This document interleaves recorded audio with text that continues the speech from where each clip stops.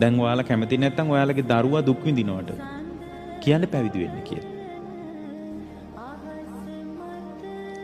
දුක් ඔයාලා අවංකව දුක් විඳිනවට දරුවා කැමති නැත්නම් කවදාවත් මුණුබුරෝ බලන් ඉන්න එපා. මුණුබුරෙක් කියන්නේ ඔයාලා විඳින දුකම දරුවාට දුන්න කම. ඇත්තටම ගැඹුරින් ධර්මයේ දකිනවා නම් මුණුබුරෝ පතන්න එපා. දරුවෙක්ගේ විවාහයවත් ප්‍රාර්ථනා කරන්න එපා. ඇයි ඔයාලට තේරෙනවා නේද මේ බැඳිච්ච තැන්වල මොන්න තරම්නම් දුකක්ද? මැරෙනකම් මේ අම්මලාට කුස්සිය උයන්න වෙනවා. තුන් වේලටම උයන්න වෙනවා. ඔයගොල්ලන්ගේ ප්‍රථම රාජකාරිය කුස්සියෙන් එළියට එන්න බෑ.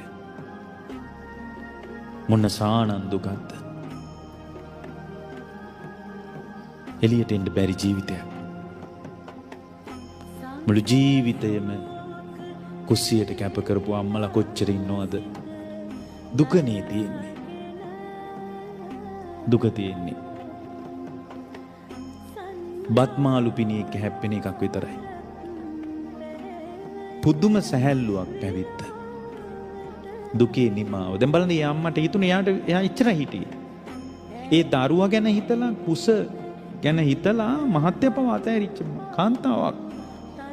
එයාට හිතුනේ දරුවාට දුකක් දෙන්න ඕනේ නැත්තම්. දැන් අපි නම් දුකක් දෙන්න ඕනේ නැත්තම් අපි මොකද කරන්නේ? දරුවාට හොඳ ජීවිතයක් ලබා දෙන්න කියලා උගන්වනවා. ලැබිලා තියෙනවද ඔයගොල්ලන්ගේ දරුවන්ට හොඳ ජීවිතයක්? උගන්වලා හොඳ විවාහයක් කරලා දෙනවා. බැංකු පොතට සල්ලි ටිකක් දානවා. රත්තරන් බඩු ටිකක් හදලා දෙනවා. ගෙදරක් හදලා දුක අඩු වෙලාද දුවගේ? මේ දවස්වල පුතා දුක අඩුයි අනේ අම්මා මම හරි සනීපෙට ඉන්නේ කියලා කියන දරුවෝ ඉන්නවද ඔයාලට? එහෙනම් අපි ඉන්නේ දුක නිරුද්ධ වෙන පාරක නෙමෙයි. දුක සකස් වෙන පාරක. අපි ඉන්නේ දුක මත. දුකේ නිමාවක් අපිට නැහැ. දුක මෝරන රටාවක අපි ඉන්නේ. ඉස්සරහට කොච්චර වැඩ කළත් උච්චර. සස්ත්‍රීක ජීවිතයක් පතාගෙන අලුත් ආර්ථික සැලසුම් වලට කියට වැඩක් නැහැ.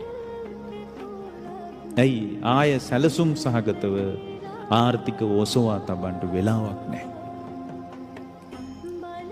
ආර්ථිකය ඔසවා තබන්න වෙලාවක් නැහැ. පේන මානි මරණේ තියෙන්නේ.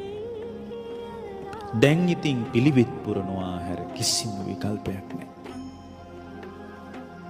අපේ මේ ගොඩාක් මේ ශාලාවලට එකතු වෙච්ච අයට නහය උඩින් වතුර යන්න තියෙන පොඩි වෙලාවයි. ඊට කලින් කොහොම